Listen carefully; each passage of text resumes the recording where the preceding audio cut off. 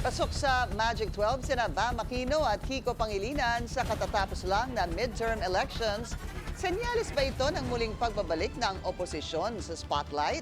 Narito ang agenda report ni Joash Malimban.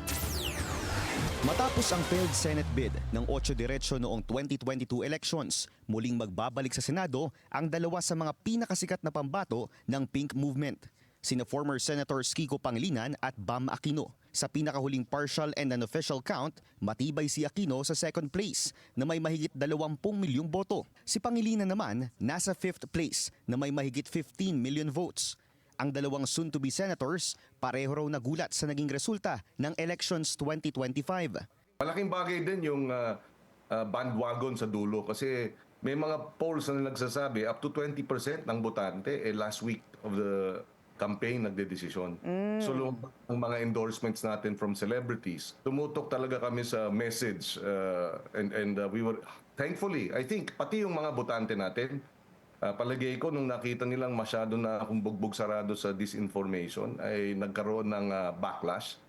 Ayon kay political analyst Ronald Llamas, posibleng pasilip ito ng muling pagbabalik ng Pink Movement candidates sa spotlight ng 2028 presidential elections. Bukod kasi sa magandang performance ni Aquino at Pangilinan, pasok din ang kanilang mga kaalyadong party list na akbayan sa pamumuno ni former 8 Diretso candidate Chel Jokno at mamamayang liberal o ML party list na pinamumunuan ng isa pang Leni Robredo endorsed candidate na si Laila de Lima. Ayon kay Llamas, malaking factor sa naganap na eleksyon ang pagkasira ng uniteam ni PBBM at VP Sara. Kaya malaki raw ang posibilidad na ang ilang undecided voters mas piniling iboto sina Aquino at Pangilinan para makumpleto ang kanilang Magic 12 slate.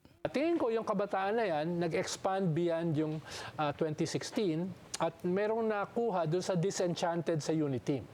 Na, uy, binoto namin ito, 61%, record high sa kasaysayan ng bansa. Tapos biglang nasira.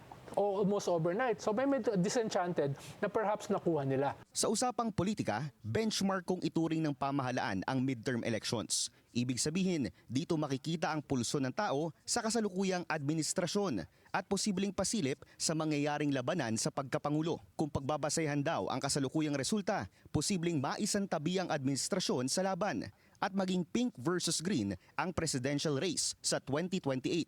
Lalo na't millennials at mga Gen Z ang nagdala sa pink candidates ngayong 2025 at posibleng magdomina ng botohan sa susunod na halalan. Well, kaya nga nabiyak yung unity, ang pinag-aawayan dyan, 2028 Diba? Ang tingin ni Sara, siya yung anointed to succeed the president, at suddenly hindi pala. So doon nagsimula yung unraveling ng unity team. No? Ang kaibahan lang, ang ngayon kasi ay inaasahan natin na battle royale yan ng Marcoses at saka Duterte sa 2028. Baka battle royale ito ng pink at saka ng green. Yun. Ayon sa COMELEC, ngayong weekend na ipoproklama ng National Board of Canvassers ang mga nanalong senador at party list. Sa June 30 naman, opisyal na uupo sa kanilang pwesto ang mga bagong halal na kandidato. Para sa agenda, Joash Malimban, Billionaire News Channel.